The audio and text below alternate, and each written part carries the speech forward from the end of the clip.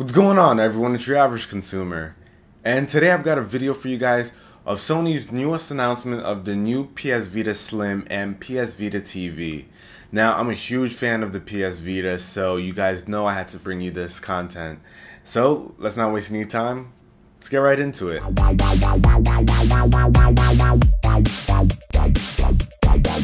So the PS Vita is coming to Japan October 10th. No news on when it's coming to North America or Europe, but it's coming to Japan October 10th, and it's going to be retailing for about $200 as usual. And what's great about this new PS Vita is that it's lighter, it's 15% lighter and 20% thinner, and it also has an additional hour of battery life compared to the old one. And also now it has micro USB charging, which is amazing because micro USB chargers are everywhere. Smartphones use it, tablets use it. It's the standard, and it's great that the Vita is going to this now instead of their proprietary USB cable. The Vita is also getting a new screen. It's going from OLED to LCD. Some might say that's a step back, but we haven't seen new performance yet, so we'll have to see how that goes. They're also coming in a ton of new colors, from black, blue, yellow, lime green, gray. There's a ton of new colors, and it's going to be pretty interesting to see people walking around with different colors and see which one looks the best. And it's also coming with 1 GB of onboard storage. Now, because of this onboard storage, Sony's decreasing the price of some of the memory cards that you can get now. I believe the 4 GB is around $15.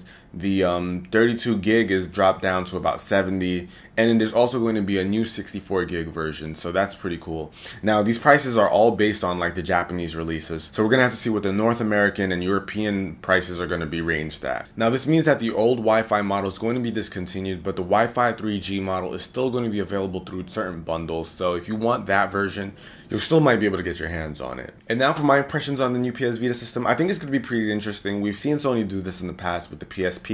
They brought out like the 2000 and 3000 version, which was always thinner and lighter, but I never really liked the feel of that. It didn't feel as premium. I always liked the fat version, the original, but we'll see how this one goes. I definitely have to bring it to the channel to show you guys what it looks like, so we'll see then. But that wasn't all for Sony. Sony also announced the PS Vita TV, which is a very interesting little system.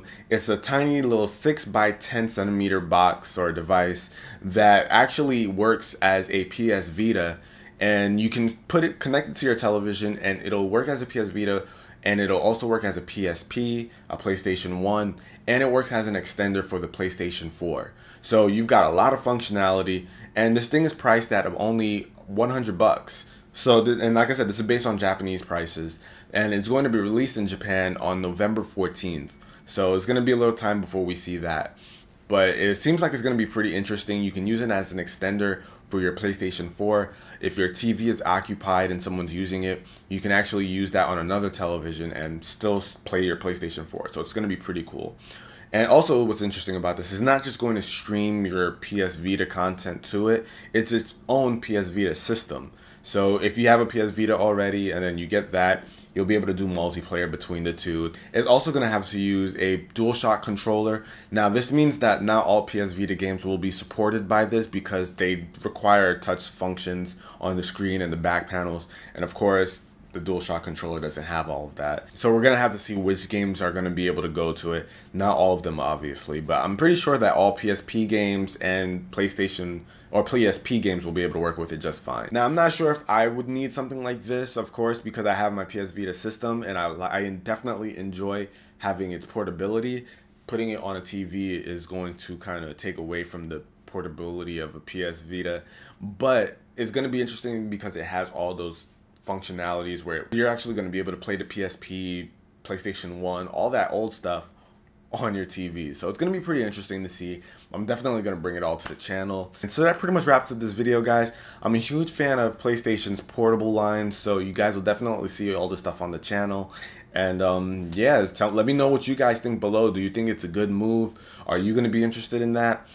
Definitely hold off on buying memory cards right now if you're getting a PS Vita, regardless of the old one or the new one, the slim or the fat, because the prices are going to drop. So if you can hold out, definitely hold out on those memory cards because prices are going to be coming down. But let me know what you guys think down below on whether or not you want to buy this, and I'll catch you guys in the next video. Till then, it's your average consumer. Peace.